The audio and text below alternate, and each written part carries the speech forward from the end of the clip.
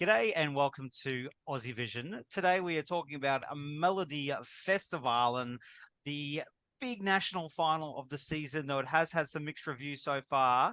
I'm joined by the amazing Sam and Cooper to run through the favourites and who might take out the title this year and book their place just down the road to Melbourne for Eurovision in May. Right. Well, let's just crack into it, boys, because we have a heavy favorite here, don't we, in Marcus and Martinus. Sam, do you think the odds are right here? They're a very heavy favorite. I think short answer, yes. And it's looking like it's one of those rare Melfest occasions where last year's bridesmaid is going to become this year's bride. The last time that happened was in 2001 when Friends won Melfest all the way back then. It's an act I kind of hate to love. It's kind of like they had two Scandinavian Justin Bieber twins cloned in some, Scandi pop factory and then just put them on the stage. But as much as I sort of don't want to like this performance, I have to say it is an amazing, very striking, memorable performance. I think it could be one of the most striking and memorable Melfest stagings ever. It's just, I love the whole futuristic sort of vibe to it. It definitely grabs your attention. I think it'll be interesting to see whether Norwegians represent Sweden. But I genuinely do think if the Swedes choose this is, I think, probably their best shot at winning Eurovision. Like, it's very difficult to sort of go back to back, but I think this could do very, very well with them on the staging. The song itself, I listened to the studio version. I can't bear to listen to it, to be honest, but I just love the staging. I think it's really what really makes this performance amazing, and I think it's definitely well deserved to be the favorite. Wow, can't bear it in the studio. Interesting. Cooper, what do you think? In comparison, I have not stopped listening to it this week. I love this song so much. I would call this personally like a perfect Eurovision entry. It is just exactly what I want from Sweden. It has like the first of all, the production is just mwah. Like it builds throughout the whole song. It gets crazier and louder. It pairs that as well with the staging. The staging, I'm gonna nerd out for a bit because the staging and the production of it is insane. Like the amount of camera cuts, the visuals, the LEDs.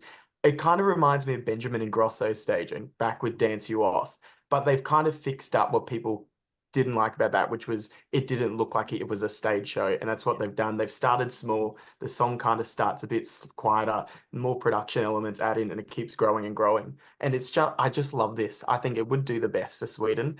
And with a percentage of like, it was like 65 or something, that's the same as what Loreen had for odds to win Melfest last year. So I think it's pretty much theirs to lose moment.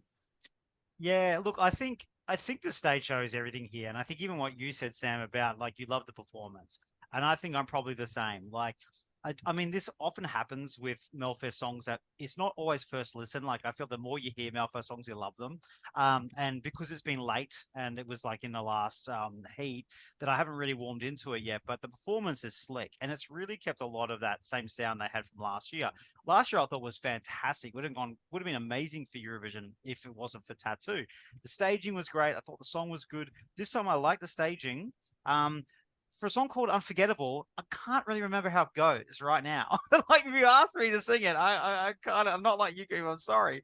It's been a busy week with Australia though, so I don't know if the song itself is like amazing there, but also I think in terms of winning chances, thinking about jury and televote, often in Melfest years, one will dominate the other. If everyone's kind of close in jury, the televote winner will just win. If there's sort of the televote kind of all together, then the jury decides almost pretty much straight away. My thing is that I think the juries will just definitely go for this. Even if it's only every juror's second or third, you can't not put it high. It's just quality, while the others are all just a mix of different preferences. So even if every juror had a second or third, it's probably going to get very high to winning all the juries. And even if the televote's close or they're clumped together, it won't matter. I can't see anyone dominating a televote over them. They might beat them, but not by much. All right, so well, we won't make a prediction if they're going to definitely win straight up now, but sounding like we might be. Let's go to second in order here with Jacqline and Effortless. Now, I'll start with you, Cooper, this time. Your thoughts on this song? Yeah, it is for me. It doesn't feel like a Melfest song. if that makes sense. It is very modern and contemporary, kind of sounds international, really, which is strange seeing that it has the exact same writers as Tattoo last year. And I think the staging for it is just once again Melfest, Sacha Jean-Baptiste, perfection. It's really simple, but it works. The color blocking, everything with it. I think it felt refreshing, and especially in this lineup of songs, it feels refreshing and different enough from the other more standard Melfest kind of sounding songs. Sam? Yeah, I definitely have to agree with Cooper there. It almost has, I feel, a Dua Lipa almost feel to it, very international, very, popular sort of song. I think her vocals are fantastic, very strong and effortless. The instrumental hook is great in this track. Only caveat I think is it's not super like outstanding, even the staging, like when you compare it to Marcus and Martinus, like it's okay, but it's not like the most outstanding thing. I think it's one of those songs that's more of a grower than a shower. But I feel for Melfest and Eurovision, you need a shower, you need something that grabs your attention. But I do think the producers are lining her up to do well. She's in the 11th slot, and she's surrounded by two male vocalists. Like, to be fair, they also are strong as well, but I think she will stand out amongst the pack, and having a late running order will help as well. So I definitely think she's also one to watch, definitely. Yeah, I love this. I really, really love this. It's my 12 points. I just think it's such a great contemporary pop song, and we need more of this sound coming through Melfest. The cliche that we've heard so much throughout the heats, more and more of just a change up. And it still sounds international, and it does sound like Dua Lipa, but it has Melfest dust on it, little sprinkle of Melfest on it, just to make it Melfest. The staging is good, but it doesn't really blow me away. It's all very slick, as you say, but I just maybe wanted a bit more. But maybe that's also because the track is just a really good studio track, and maybe it doesn't pop as much live just because of the nature of the song. Because first listen, I was like, love that. That is the song. Then like live, and yeah, it's good. It's very, very, very good. But I'd be very, very surprised to see this win. I think the juries will like it, and I kind of maybe see maybe the public won't love it as much. I'm not sure, but we'll see. We'll see. All right, let's go on to Danny. Now I'm not going to Cooper first. I'm going to go to Sam. What did you think of Danny with "Happy That You Found Me"? Hmm. Well, after two runners-up finishes, like that was just cruel in I think 2011 and 2012 to lose to Eric Sade and Loreen. That is a bit cruel. So I would be keen to see Danny go to Eurovision with the right song. However, this is quite sort of generic, soulless Swedish pop song. I don't think there's anything very special about it. I did like the special effects Stonehenge, that was kind of cool.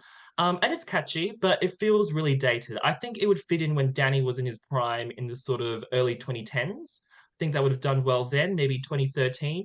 But like, no, I'm sorry. And I think, going last in Melfest, going last is not a good thing, actually. That's sort of the sacrificial lamb slot for like a party song or a song with the, old school returning artists. So I actually think third is a bit generous in the odds. I think there are some better songs. Dale, why are you laughing? I'm just looking forward to talking. Okay, no, all good. Maybe I actually think I'm probably maybe have the more positive opinion. So let's see what Yeah. Cooper thinks. What do you think, Cooper? Look, when Danny was announced to return, I was like, oh, okay. And then I was really excited because the writers of this song wrote the biggest songs for like Swedish House Mafia, like songs, international mega hits. I was like, okay, we're getting something.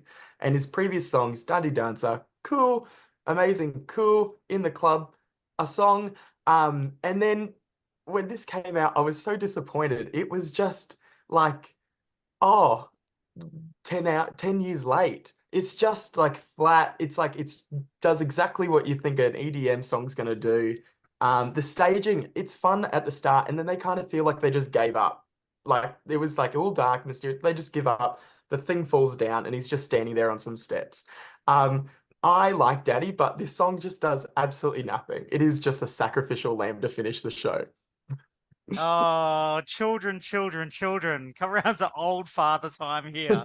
Um, Basically, I look, I hear what you say and I recognize it, but I love this so much because I was going out heavily around the era of 2012. Don't you worry, child. And look, it's no Swedish House Mafia, but obviously with the rise behind, you can hear that, right? And I think there's a real nostalgia for maybe people a little older than the people on this video with me. And also I just thought the lyrics are really basic, but they're very simple and sweet as well. And I do think maybe there will be a demographic for this. I don't know how it did in all the demographics previously, but maybe it might skew a bit older, and there's a lot of love for Danny, and if something else isn't screaming out like other years for a televote winner, I think there could be both a bit of a sympathy vote and also maybe a nostalgia vote for some of the demographics up my way, because I love it. But do I think it has a chance of winning? No. And I do agree with you, Sam. It is generous in the odds, bless it. And it does give up halfway. When that thing falls down, I'm like, oh my God. But it starts quite well, and he just kind of dances around. Anyway, I love it. It's a bit of a guilty pleasure. But I think he might do better than the tally vote than people think, but I can't see the juries necessarily going for this one. But anyway, I'll enjoy it after the contest. Maria Sir, interesting one. Very different song this year. Cooper, what do you think of this? I love this song. I don't know if it's because her last song last year was like a song. It was okay, and then this just blew me out of the water. But this is my like exact type of music I listen to. I think it's riding on that 90s 2000 nostalgia production with like the techno beats, and it just keeps building. The really dark staging as well, and the really cool like lasers to the LEDs. It gives something a little different to the standard Melfest staging. I really, really enjoy this song, and if I was choosing the representative solely on me, I would choose this to go. I think it is just so good. Sam? Well, I have to agree with Cooper, us young people sticking together against Dale. Well, yeah, I think she seems to have stolen Marcus and Martinus's light show from last year. I think they repeated some of those spirally cones, to be fair, but the staging, the light show is still very spectacular. I mean, up until I saw Marcus and Martinus, I was like, wow, this is the one really to beat, I think. I'm amazed she didn't win her semi and she came second. I thought she did really well. And I generally like this dance track as well. It might be a bit basic, but it makes me very nostalgic, Dale, I was in primary school in the early 2010s, and when I played laser tag, this sort of music was in the arena. It really sort of set the mood. Yes, when I played laser tags at like little kids' birthday parties. But Oh yeah. God. So I really enjoyed this. I really hope she does well. She deserves it. I think going first is a bit of a shame. Really, I really would have preferred to see her coming on later because first is also no one's really won from first for many years now, but hopefully she can do well. Yeah, I like a lot of this. I think this, yeah, it is pretty simple in a way, but it's simple done really well, and that is good Melfest. And there's a few songs coming up in a row here where I think there's a few things throwing out for juries in terms of what they're looking for with it. You want a good production, you want to, I mean, there's quite a lot of backing in Melfest, but you can still tell a decent vocal, and all really well put together with an amazing show. Like, I won't be surprised to see some kind of juries going for this. I'm not sure on that public vote. Obviously, didn't win the semi-final as well.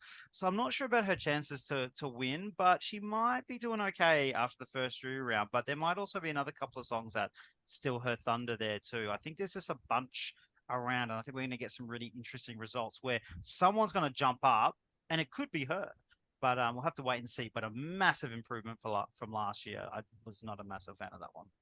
All right, let's go to Liamoo here.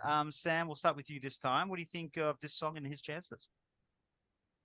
Yeah, again, I think what I love about Melfest is, the visuals are always great. Sorry, I feel like a broken record, but like again, the fire Melfest. tower. I mean, yeah, it's Melfest. The fire tower is really amazing. The dragon graphic is cool. There's a very Eastern feel to the performance. But again, I think apart from the staging, the song's a bit forgettable, sort of in this lineup. I feel like again with Danny, he's almost like a younger Danny. I feel like those two are probably going to cancel each other out. I think so. Yes, a solid effort. But not sure if it stands out enough for me. Cooper? Yeah, this song, it's a very Imagine Dragons, ironically called Dragon. And I think I was just a bit disappointed with it because Bluffin is my like all-time favorite national final song. I was obsessed with it. I think that they kind of like it kind of feels like a bit like Andrew Lambrou from last year's for Cyprus and just like souped up Melfest style, just more fire, more effects. And I think it's just going to be forgotten in the pack compared to everything else is punchy and punchy, punchy. This one just feels like it's just like taken a step back just a bit too much that it won't make an impact for the public vote or jury, really. Yeah, look, I tend to agree, particularly on public vote there. I think, I mean, also like it is so Imagine Dragons meets Andrew Lambrou. God, the borrowing of Andrew Lambrou is really like they're not even hiding it. I mean, the fact they called it Dragon to start with the Imagine Dragons, and then the other part, like the fire, it's like I'm like unoriginal. Saying that, I actually think I remember last year. I'm pretty sure Paul Ray did pretty well in the jury, and very kind of unexpectedly, he got 1 point, I think, in the televote. But I think he was quite up there, and I just feel like this is one of those ones that's very easy for juries to put in, kind of third, fourth. It's going to be up there and consistent because it sounds good. The production's good on it. Yes, it's a bit boring. So was Paul Ray a little bit last year, but it was all just done well. And when you've got a lot of tick boxes, it's just kind of easy to vote for that or to recognize that rather than like a Denny Saucedo where it's kind of maybe even if you love it, you kind of know it's not that great. So I just kind of feel like this could do a little bit better than jury, but I think the public vote will tank it. It's just got nothing there. I totally agree. Going down to Medina, this is a fun one. Pretty go off in the stadium, I reckon. Cooper, what do you think of its chances? Yeah, this is a song that the Swedish public love. The Swedish public love Medina in the first place. I was just in Sweden earlier, like a couple of months ago, and they just play them everywhere. They love this. They love this type of entry at Melfestival as well. Just a big party song. Chuck a couple of words in Spanish, you've got a winner. Um, I think the staging is kind of lets it down for me. It kind of makes it feel a bit childish in a way. But it's just typical Medina, and I think it will do pretty well on the public vote. Sam? What's with all these, Swedish Melfest people copying Australians? Like K Sarah, that's a Justice Crew song. Anyone remember them from the early Yes. 10s? No? Yes. Yeah, well, again, I have to say, solid effort, catchy in parts. I think a little bit disappointing, I think. I felt like 2022, they really had a great anthem. There was a really, you could imagine it in a, Swedish football stadium chanting that song. This one is good. I just think, I actually beg to differ a little from Cooper. I think the Swedes don't really go for Latino music. Like maybe they will vote to them for it to a certain extent, but they won't choose it to go to Eurovision. I think you have to go all the way back to 2002 with Mendez with a Latino song that came runners up in Melfest. So while it could do well, it's not something that Sweden is probably going to send to Eurovision, but good effort, guys. Yeah, look, I just love it's a very uplifting song, and I mean, give me something football anthemy, and I'm kind of there for it as well. And I just think of this mix of stuff where you've got a lot of like the Melfest tick box things that we've gone through for a lot of these songs. I just think even though yes, I agree on the staging is a bit, whatever it is, I just think it's just quite fun, and I really find that last minute really uplifting. And I don't know, everything's just a really bit miserable at the moment, and it's the kind of song to just kind of make I don't know, to kind of forget about things. And it's doing very well, I think, in the charts, right, at the moment over in Sweden. So this could just be the real surprise packet of the televote. Jury's tanking. Like, that ain't a jury song. But I think it could really surprise in the televote. I think it could do really, really, really, really well.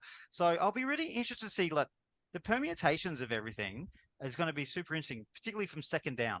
And the last one we'll mainly focus on here, even though we'll touch on a couple of other ones, will be Dotter coming back. A lot of people love her. I love some of her stuff that she sent before. Sam, does she have a hope of finally winning Melfest? Blunt is always no. No, she doesn't. I mean, like, I think so in the running order, she's 8 and the twins are 7th. So that is not going to be in her favor. I think, they're probably toilet break song sort of vibe there. But something going in her favor is I think like her song is quite, a lot more subtle and calmer this time, even by her standards. So it'll be a nice contrast from the intensity and the sophistication of the twins going before her. And I think credit where credit's due. It's good to see her take a risk with a slightly more softer song. I think like her last entry is a little bit more a bit more bombastic, especially the one in 2021. But I don't know. I just feel like it's missing something, and that makes me really sad because I really want Dotter to do well. I think Bulletproof. We all love Bulletproof, but I felt the staging was a bit underwhelming compared to the others. Like she just sort of basically twirled around that piano for quite a bit. I'd like to see the piano do something, I don't know, burst into flames, I don't know, do something dramatic, it's Melfest, Yeah. but I guess, it's good to have a bit of, light and shade in the lineup. It's good that it perhaps stands out in that way. But I'm unfortunately thinking she's probably looking at her worst Melfest result with this one, unfortunately. Cooper. Yeah, I'm as well. Just a massive Donna fan. I was there when she with robbed with Bulletproof by 1 point. Every song of hers is great. She's one of my most listened to artists of the year last year on Spotify. She is great, but this song was just a bit of a letdown. Like I think we expect so much from her, especially after the back-to-back Bulletproof and Little Top. That this song I think went right back to Cry from 2018 and is really subdued, really pulled back. It's not a bad song by any means, and I think that's what people kind of forget because we're always going, she's up here. This song's just dropped down a bit. It has absolutely no chance, which is such a shame because I think that like if anyone deserves to go for Sweden at this point, it's this poor girl. And hopefully she comes back. There's never a no to coming back in Eurovision, but yeah, off to Melfest. But yeah, this isn't her year. Yeah, she's the new Victoria, basically. And I think, look, I really like going back to Cry from like 2018, which I loathed. I just did not buy into that whatsoever. I really didn't like it at all. And I loved her last couple of entries, just fantastic. And look, she has a really interesting vocal tone. And I'm going to use interesting in both positive and negative because I think it really works on some things and it really doesn't on others. And I'm not a big fan of her ballads. I find her vocal tone a little just a bit much. Well, I think on the more up tempo tracks, it kind of works with it. It just seems to work. I don't know how. And this one isn't as bad as Cry, in my opinion, but it's just it just doesn't have it. Bring back what you do well. Like this is not it. And even though for like in this lineup with a ballad, or I don't see juries liking this very much, to be honest. So I don't even think it's gonna. I just don't think it's actually gonna do very well at all. So poor thing, But come back with something good. I'm sure she'll be back. Love her, but not that song. All right. Well, that's kind of like in the odds, the top seven, but there's obviously a few other tracks. There's another five. Don't have time to talk about them all, but just a couple of shout outs. Now, Sam, you definitely wanted to talk about one of them, which was. Yes, I really want to talk about Cazzi Opeia. As you can see, I'm really smiling thinking about it. It's just such a happy song, like, and I love how when you hear this song, it's from her. She has a very distinct repertoire, and she's just channeling her classic childish pop. She doesn't give I almost said a bad word. She doesn't she doesn't care what other people think. Yeah, and I just love the sort of sea background and staging. I think it's quite sophisticated. It has almost like, a Disney sort of princess feel to it. Is this going to do well? No, I think it's probably too childish for Swedes, and I absolutely hate the age group voting system that they've got set up. But come on, toddlers, let's pull this up the ranking, shall we? Yeah, she might get 12 points from the yeah. 3-year-olds. Yeah. Yeah, but yes, I do love it. It's just very catchy for me, but I'm just maybe just a little kid. I don't know. No, it's delightful. It's then give me some strings, give me that upbeat. It's beautiful and happy, and I hear it. It's just sunshine and rainbows, and I actually really like that. Cooper, did you have one that you want to pick out of the rest of the pack there? Yeah, I want to point out one of the second chances, Annika Wickihalder. Hope I said Okay. that right. Thank you. It is shockingly good. Like, I did not expect it when they're coming into this. In that heat, we were like, oh, we've got Medina, we've got Marcus and Martinus. We don't like, and then this song came out of nowhere. The staging is excellent, simple but effective, with the flashing kind of mirrors going everywhere. It has this really uplifting, epic feel with the kind of gospel-y church ending to it, and especially in that last minute. I think this one's going to do a lot better than people are expecting. A dark horse, kind of. Not winning anything, but is definitely going to go really well with the juries. And I think the public vote's also going to be pretty decent as well. Yeah, because it wasn't far off Medina beating it, was it? It really came down to the last No. vote to get through, I was like, what's going on there? Out of the rest, if I have to pick one out, God, what have you left me with, guys? Um, I'm just going to mention weirdly, Jay Smith. Now, I'm very surprised it got through. I'm a country music fan.